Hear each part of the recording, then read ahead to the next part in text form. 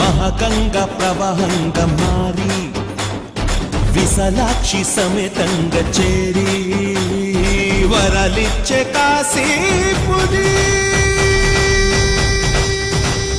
ప్రస్తుతం మనం ఉన్నది గంగా తీరంలోని అత్యంత ప్రధానమైన అశ్వమేధ ఘాట్. పూర్వం సృష్టికర్త బ్రహ్మ ఇక్కడ అశ్వమేధ యాగం చేయడం వల్ల దీనికి ఆ పేరు వచ్చిందని ప్రతీతి. కాశీ విశ్వనాథ మందిరానికి కూతవేటు దూరంలోనే ఉండడంతో పాటు ప్రతిరోజు సాయంత్రం పూట గంగామాతకు హారతి ఇవ్వడం ఈ ఘాట్ యొక్క విశిష్టత.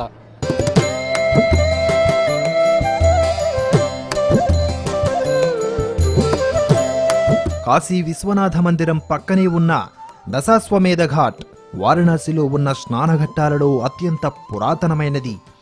ఇది యాత్రికులు, పూజారులు, అమ్మకందారులతో ఎప్పుడూ రద్దీగా ఉంటుంది.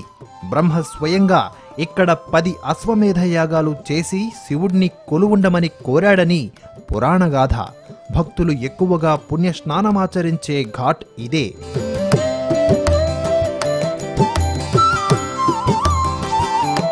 ప్రతిరోజు సాయంకాలం పూజారులు ఈ ప్రాంతంలో అగ్ని పూజ చేసి శివుడు, గంగమ్మ, సూర్యుడు, అగ్ని, విశ్వాన్ని కొలుస్తారు.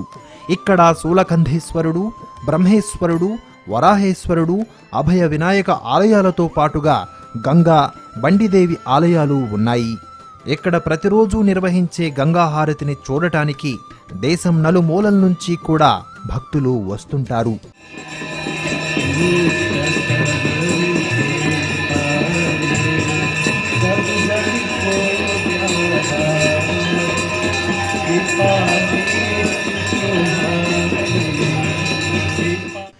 ఈ గంగా హారతిని స్వయంగా దర్శించడం ఒక మరిచిపోలేని అనుభూతి.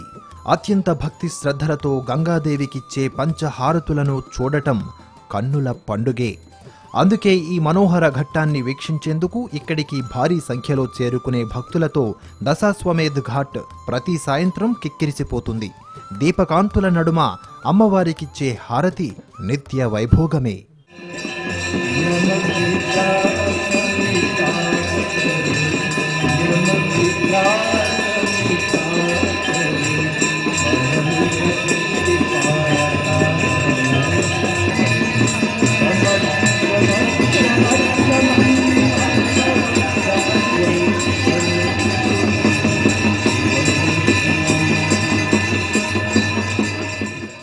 మణికర్ణికా ఘాట్ ఎంతో పావనమైనదిగా హిందువులు భావిస్తారు.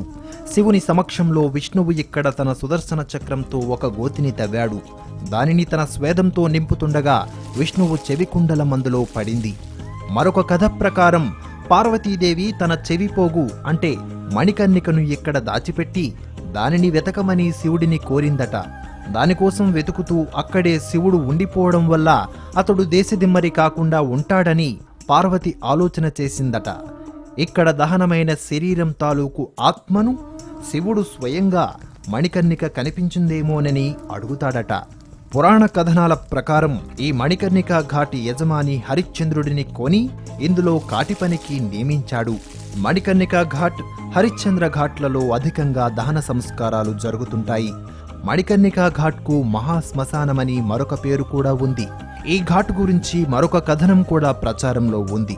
ఇక్కడ ఉన్న తారకేశ్వరాలయంలో నుండి పరమశివుడు మరణిస్తున్న వారి చెవిలో తారకనామం ఉపదేశిస్తుంటాడని విశ్వసించబడుతుంది.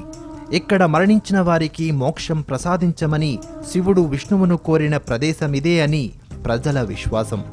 ప్రస్తుత ఘాట్ క్రీస్తు శకం 1032లో నిర్మించబడింది. కానీ 4వ శతాబ్దంలోని గుప్తుల కాలంలో కూడా ఈ ఘాట్ ప్రస్తావన ఉంది.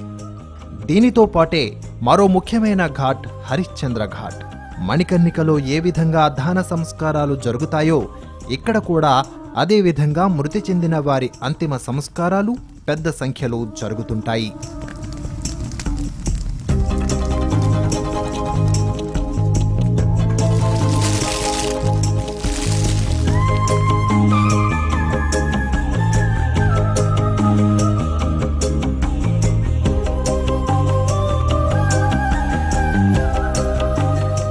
ప్రస్తుతం మనం ఉన్నది కాశీక్షేత్రంలోని మరో ముఖ్యమైన ఘాట్, అదే సత్యహరిశ్చంద్ర ఘాట్.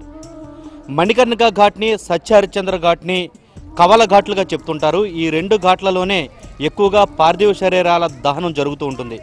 ఈ 2 ఘాట్లలో ఎక్కడ దహనం జరిగినా జీవాత్మ పరమాత్మలో లీనమవుతుందనేది భక్తుల నమ్మకం.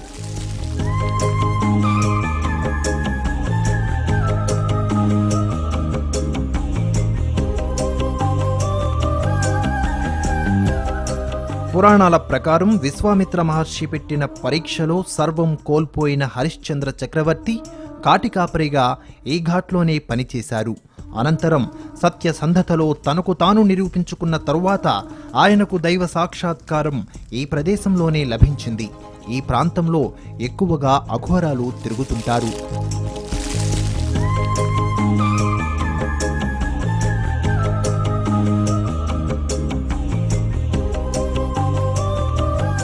తులసి ఘాటు గురించి చెప్పకుంటే వారణాసి విశేషాలు అసమగ్రం అయినట్టే.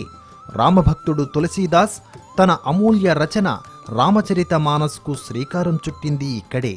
వాల్మీకి విరచిత రామాయణాన్ని తనదైన శైలిలో అవధ్ భాషలో రచించారు తులసీదాస్. తన జీవితకాలంలో ఆయన అధిక భాగం గడిపింది ఇక్కడే. ఆయన పేరు మీద ఈ ఘాట్కు తులసి ఘాట్గా నామకరణం జరిగింది. తులసీదాస్ నెలకొల్పిన ఆలయం కూడా ఇక్కడే ఉంది. దానితో కాశీకి వచ్చే రామభక్తులకి ఈ ఘాట్ కొంగు బంగారంగా మారింది. ఇప్పుడు మనం ఉన్నది అత్యంత కీలకమైన మరో ఘాట్, అదే తులసి ఘాట్. తులసీదాస్ తన రామచరిత మానసను రాసిన ఘాట్ ఇదే. అప్పట్లో దీని పేరు వేరే ఉన్నా తులసీదాస్ నిర్యాణం చెందిన తర్వాత ఆయన పేరు మీద దీనిని తులసి ఘాట్గా పిలవడం మొదలైంది.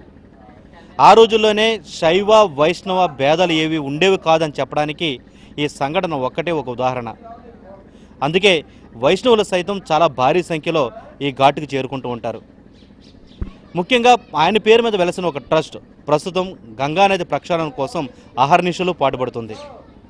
అందుకే సాయంత్రం పూట ఈ ప్రాంతంలో స్నానం చేయడానికి ఎక్కువ మంది భక్తులు ఇక్కడ చేరుకుంటూ ఉంటారు.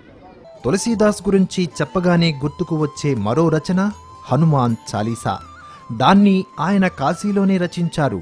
అంతేకాదు, ఆయనకు హనుమంతుడి దర్శనం ఇచ్చిన ప్రాంతం కూడా కాశీలోనే ఉంది. అదే ఇప్పుడు Sankat Mochan మందిరంగా విలసిల్లుతోంది.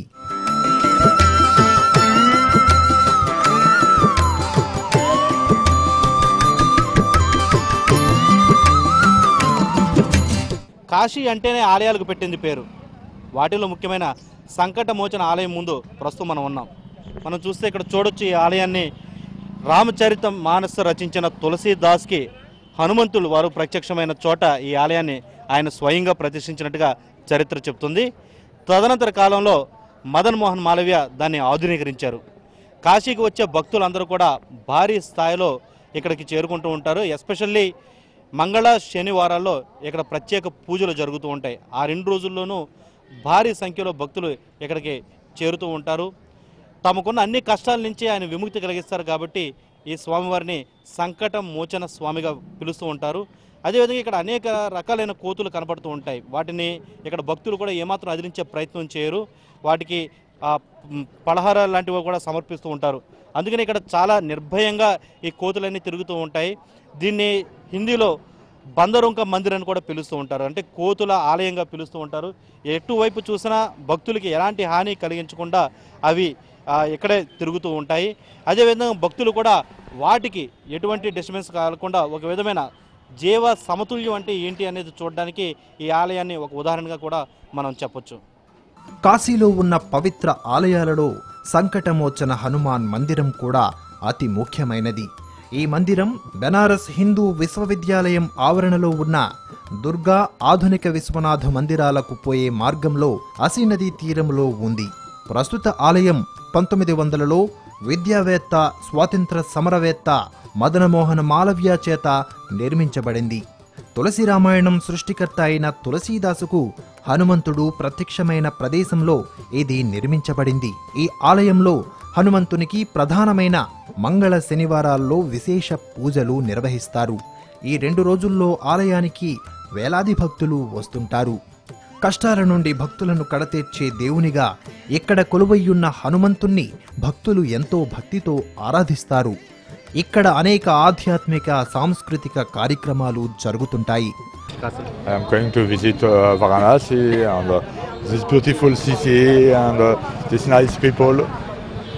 And what made you to come here, sir? And especially Kashi, why did you choose it? Because it is the first time we come to India. We love India, we love Indian people, and okay, that's a great country, great city, and we'd like to visit. We went to all over India. We want to visit also Varanasi, which is the best city of India. And what about devotional aroma of this city, sir? Excuse me? What is devotional atmosphere of the city? How do you feel, sir? The Ghat was Ganges great, and, Ghats. the great experience, and we made a boat ride, which was great. You have a very beautiful city and a very nice people. కేవలం ఇవి మాత్రమే కాదు, కాలభైరవ, కేదార తదితర మహిమాన్విత ఆలయాలకు నెలవు వారణాసి నగరం. ఇలా ఎటువైపు చూసినా ఆధ్యాత్మిక, చారిత్రక, ఆధునిక దృక్పథాల సమాగమంగా విలసిల్లుతుంది కాశీ నగరం. విడివిడిగా చూస్తే కాశీలో ప్రతి అడుగుకి ఒక మందిరం కనబడుతుంది. కానీ మొత్తంగా చూస్తే ఈ నగరమే ఒక పెద్ద ఆలయం. ఇంకా చెప్పాలంటే పరమశివుడు శరీరం అయితే ఆయన ఆత్మ ఈ కాశీనగరం. తరతరాలుగా ప్రపంచానికి ఆధ్యాత్మిక సౌరభాల విలువ ఏంటో చాటి చెబుతున్న ఈ నగరాన్ని చూసే అవకాశం ప్రతి భారతీయుడు ఏమాత్రం మిస్ కాకూడదు. వారణాసి నుంచి కెమెరా ఉమేష్ రెడ్డితో విజయసారథి, భారత్ టుడే. విలసంగ శివానంద లహరి మహాగంగ ప్రవాహంగ మారి విశాలాక్షి సమేతంగ చేరి వరలిచ్చే కాశీపురి.